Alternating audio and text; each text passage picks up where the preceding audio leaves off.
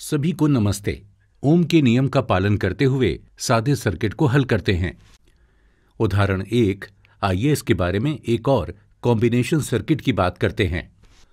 यहां दो प्रतिरोधक ए और बी वोल्टेज स्रोत V के साथ श्रृंखला में जुड़े हुए हैं। प्रतिरोधी ए और बी करंट में दो विरोध पैदा करेंगे क्योंकि वो करंट प्रवाह के समान पथ में स्थित हैं। मान लीजिए कि आप किसी सड़क पर मोटरसाइकिल से 40 किलोमीटर प्रति घंटे की गति से यात्रा कर रहे हैं। साथ ही एक सड़क पर दो मोड़ ए और बी थे।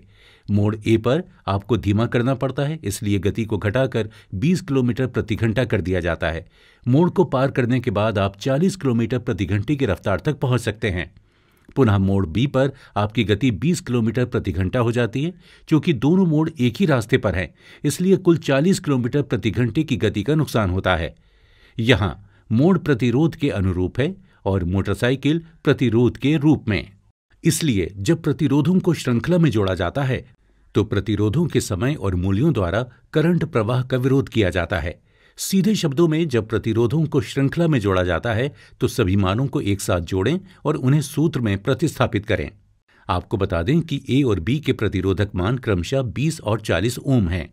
वोल्टेज स्रोत या बैटरी को 10 वोल्ट से कनेक्ट करें। जब ओम के नियम का उपयोग करके करंट प्रवाह की गणना करते हैं, चूंकि प्रतिरोधक श्रृंखला में हैं, बस दोनों मानों को जोड़ें और हमें 60 ओम का कुल प्रतिरोध मिलेगा। अब सूत्र 1 बराबर V/R में वोल्टेज और करंट के मान को प्रतिस्थापित करें। ये I बराबर 10/60 हो जाता है। आपको करंट प्रवाह मिलेगा जिसे मैंने 0.16 एम्पियर के रूप में पढ़ा। अब 30 ओम वाले उसी सर्किट में एक और प्रतिरोधक C जोड़ें, जिससे कुल प्रतिरोध 90 ओम हो जाए। सूत्र में मानों को प्रतिस्थापित करें। आपको I बराबर 10/90 मिलेगा। करंट प्रवाह दर 0.11 एम्पियर है। श्रृंखला में कितने भी प्रतिरोधक जुड़े हों, सभी मानों को जोड़कर उन्हें एक मान में परिवर्तित करें। उदाहरण 2। आइए ओम के नियम का उपयोग करके समानांतर सर्किट में करंट की गणना करें। मान लें कि दो मोड़ अलग अलग दो पथों C और D पर होते हैं, प्रत्येक पर एक मोड़ के साथ, जैसा कि एक समानांतर सर्किट में होता है। कल्पना कीजिए कि आप 40 किलोमीटर प्रति घंटे की समान गति से मोटरसाइकिल से यात्रा कर रहे हैं। दो रास्तों या सड़कों के जंक्शन पर आप किसी भी रास्ते पर यात्रा कर सकते हैं। यदि आप पथ C की ओर मुड़ते हैं तो आपको एक मोड़ मिलेगा जिस पर आपकी गति 20 किलोमीटर प्रति घंटा तक कम हो सकती है, या यदि आप पथ D पर मुड़ते हैं तो आप एक मोड़ से मिलेंगे। यहां भी आपको अपनी स्पीड घटाकर 20 किलोमीटर प्रति घंटा करनी होगी, तो गति में कुल कमी 20 किलोमीटर प्रति घंटा है। पिछले उदाहरण में हमने विश्लेषण किया है कि गति में कमी 40 किलोमीटर प्रति घंटा है जब श्रृंखला के रूप में एक के बाद एक मोड़ आते हैं, लेकिन समानांतर मोड़ में गति में कमी केवल 20 किलोमीटर प्रति घंटा होती है। तो बिंदु पर आ रहा है, एक श्रृंखला सर्किट में प्रतिरोध अधिक होगा जबकि समानांतर सर्किट में प्रतिरोध कम होगा।